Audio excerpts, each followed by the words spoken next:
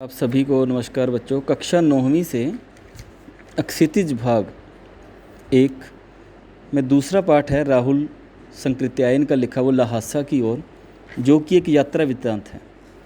यात्रा वृत्तांत के दौरान लेखक नेपाल से तिब्बत जाने वाले मुख्य मार्ग से लहासा जा रहे हैं।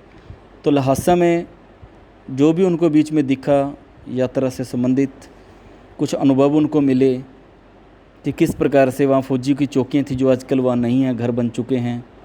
किस प्रकार से वो पहाड़ियाँ देखते हैं कि इनके दक्षिण से पूर्व से पश्चिम तक हिमालय की बर्फ़ से ढकी हुई हज़ारों चोटियाँ थीं और दूसरी ओर हरेली और बर्फ़ से रहित कुछ नंगे पहाड़ भी थे। तो किस प्रकार से वो वहाँ रहते हैं, कैसे अपना थोड़े दिन का जीवन व्यतीत करते हैं और पोथियों को पढ़ते हैं, तो उन सब का इसमें विवरण है जो कि हम पीछे भी पढ़ चुके हैं।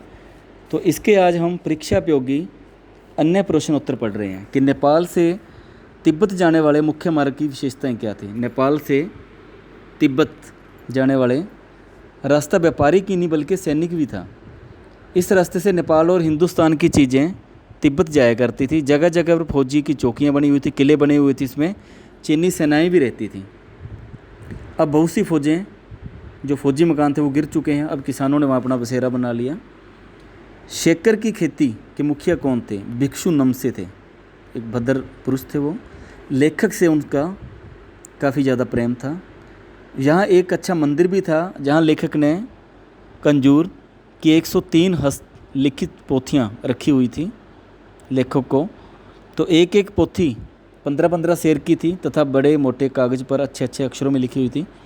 तो लेखक भी इन पोथियों को पढ़ने में लीन हो गया था। तीसरा प्रश्न है लहासा की ओर के यात्रा वृत्तांत का उद्देश्य क्या है? इसका उद्देश्य है कि तिब्बत यात्रा की कठिनाइयों का वर्णन करना, साथ में प्राकृतिक सौंदर्य और सामाजिक जीवन, वहाँ का रहन सहन, व्यवसाय, प्रशासनिक व्यवस्था कैसी, सब चीज़ को हमसे परिचित करवाना था।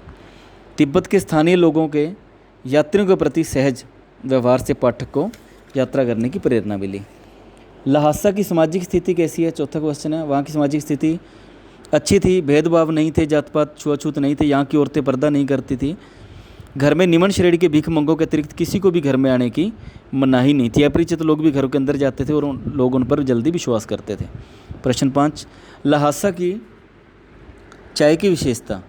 वहाँ चाय मक्खन और सोडा नमक डालकर बनाई जाती थी। वहाँ किसी से भी कहकर चाय हम बनवा सकते थे, कोई भी बनवा सकता है। इसके लिए चाय मक्खन सोडा नमक देना पड़ता है। वे लोग चाय चौड़ी कूटकर दूध वाली चाय के रंग की बनाकर मिट्टी के टोंटीदार बर्तन में रखकर आपको दे देंगे। यदि आप चूल्हे से दूर बैठे हैं तो आपको डर है वे सारा मक्खन आपकी चाय में नहीं डालेंगे, तो आप स्वयं जाकर उसमें डाल भी सकते हैं। प्रश्न 6 है डांडा थोड़ला क्या है? इससे यह डाकुओं के लिए क्यों अच्छी जगह है? क्योंकि यह बिल्कुल सुन्नी जगह है। थोड़ला तिब्बत की सीमा पर स्थित स्थान का नाम है। सबसे खतरनाक जगह है जहाँ पर लूटपाट होती थी, लूटपाट कर लेते थे। इससे बहुत संभल कर पार करना पड़ता था। तो यात्रियों को लूटना यहाँ पर आसान रहता है। यहाँ पुलिस भी नहीं आती थी। पहले लोग इसमें क्या करते, लोगों को पहले मारते, फिर उनसे डकैत कर लेते या डरा धमका कर उनके पास जो कुछ होता था वो ले लेते थे। तो लेकिन यह स्थान डाकुओं के लिए उचित था। प्रश्न 7, तिब्बत की पुलिस के संबंध में लेखक का विचार था कि इन निर्जन पहाड़ी क्षेत्रों में कोई जाना पसंद नहीं करता था, पुलिस भी जाना पसंद नहीं करती। खुफिया पुलिस इन जगहों से पैसा खर्च करने के लिए तैयार नहीं थी। कानून संबंधी कोई नियम नहीं थे। कोई भी बंदूक पिस्तौल दिखाकर किसी को लूट लेता था। तो कोई अगर शरेआम अपराधी कोई अपराध कर देता तो उसके लिए गवाही देने वाला भी कोई नहीं होता था। प्रश्न 8 है डांडे के ऊपर पहुँचने पर वहाँ का दृश्य कैसा था? डांडे के सर्वोच्च स्थान पर क्या था? डांडे के ऊपर पहुंचने पर दक्षिण की ओर जब कभी लेखक देखता है, पूर्व से पश्चिम तक हिमाचल की पहाड़ियाँ, बर्फ़ से ढकी हुई चोटियाँ थी दूर दूर तक हिमालय की। दूसरी ओर हरियाली की बर्फ़ बिल्कुल रहित नंगे पहाड़ थे, यानी कि कहीं पर बर्फ़ बिछी हुई थी, कहीं पर नंगे पहाड़ थे और कहीं कहीं बीच बीच में कम बर्फ़ वाली पहाड़ियाँ भी दिखाई दे रही थी। इसके सर्वोच्च स्थान पर देखते हैं कि एक देवता का स्थान बना हुआ है, जिसे पत्थरों के ढेर, जानवरों की सींगों और रंग बिरंग कपड़ों की झंडियों से सजाया गया था।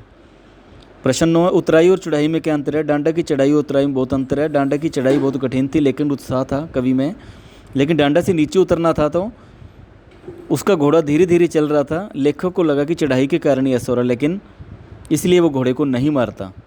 लेखक का घोड़ा सुस्त और धीमा चलता है और इसलिए वो लोगों से पिछड़ भी जाता है। प्रश्न 10 है, डॉन कीवोस्तो कौन था? 17वीं शताब्दी के स्पेनिश उपन्यासकार सर्वोतेज के उपन्यास डॉन कीवीमोट का एक नायक था। वह घोड़े पर चलता था। निर्जन स्थान पर लेखक स्वयं को डॉन कीवोस्तो समझकर घोड़े की सवारी में मस्ती में झूलता जा रहा है, इसलिए वो रास्ता भी भूल जाता है झूमते झूमते। प्रश्न 11, सुमति लेखक पर गुस्सा क्यों होने लगा? डांडे पर से उतरकर लेखक अपने साथियों के साथ सुमति से पिछड़ गया था। लेखक का घोड़ा था काफ़ी सुस्त था, तो चढ़ाई के कारण शायद वो ऐसा कर रहा था, सुस्त भी हो गया था। रास्ते में एक जगह से 2 रास्ते निकलते हैं, तो गलती से घोड़ा उस तरफ हो गया। तो लेखक भी सारी गलती घोड़े की निकाल देता है कि घोड़ा सुस्त है इसलिए वो लेट हुआ। प्रश्न 12 है, सुमति अपने यजमानों को गंडे क्यों देता था? इसलिए देता था, उसका विश्वास था कि गंडे बोध गया से लाए गए हैं, यह सभी प्रकार की मुसीबतों से बचाएगा, और यह सोचकर यजमान सुमति से गंडे लेते हैं और उसको बदले में सुमति को दक्षिणा देते थे। प्रश्न 13, लेखक ने सुमति को यजमानों के पास जाने से क्यों रोका? सुमति तिडरी समाधि गिरी के आसपास के गांव में जाना चाहता था। उसके यजमान थे, गंडे देखकर दक्षिणा प्राप्त करना चाहते थे। यजमानों के पास जाने के लिए मना कर दिया, क्योंकि सुमति एक बार यजमानों के पास गया तो सप्ताह भर वो वापस नहीं आई, जिससे लेखक की यात्रा बाधित हो गई। इसलिए लेखक ने सुमति को यजमानों के पास जाने के लिए होने वाली हानि के बदले लहासा पहुंचकर रुपये देने की बात की और सुमति को जाने से रोका। प्रश्न 14 है, तिब्बत के ज़मीन की स्थिति कैसी थी? तिब्बत में वहाँ खेती कैसी होती थी? वहाँ छोटे छोटे जागीरदारों में बटी हुई थी। काफ़ी बड़ा हिस्सा बौद्ध मठों के हाथ में था। अपनी अपनी जागीर को जागीरदार स्वयं खेती करते थे, कुछ मजदूरों से करवाते थे। वहाँ के मजदूर बेगार पर ही मिल जाते थे। खेती का प्रबंध देखने के लिए वहाँ कोई भिक्षु भेजा जाता था, तो वहाँ जागीर के आदमियों के लिए राजा से कम नहीं होता था। इस प्रकार तिब्बत में खेती का प्रबंध बौद्ध भिक्षुओं के हाथ में था। प्रश्न 15, लहासा की ओर किस प्रकार की विधा है? इसके माध्यम से लेखक क्या बताना चाहता है हमें? यह राहुल संकृत्यायन की एक रचित श्रेष्ठ यात्रा वृत्तांत है। इसमें लेखक ने तिब्बत यात्रा का बहुत अच्छा वर्णन किया है। यात्रियों की सुख सुविधाएं, उनकी कठिनाइयाँ, वहाँ का पहाड़ी क्षेत्र, वातावरण, सबसे हमें परिचित करवाया है। तिडरी के बारे में हम जानते हैं कि यह पहाड़ों से घिरा हुआ एक टापू है। लेखक अपने साथियों के साथ यात्रा के दौरान वहाँ के पहाड़ों से घिरे हुए टापू जैसे विशाल मैदान में वहाँ पहुँचता है। छोटी सी पहाड़ियाँ भी हैं जिसे तिडरी समाधिगिरी भी कहते हैं। यहाँ गाँवों के सुमति के अनेक यजमान थे। इसके साथ ही इसको कुछ अभ्यास के प्रश्न हैं, जो कि बच्चों आप स्वयं भी इसको पढ़ेंगे और अपने ज्ञान के कौशल को और ज़्यादा बढ़ाएंगे।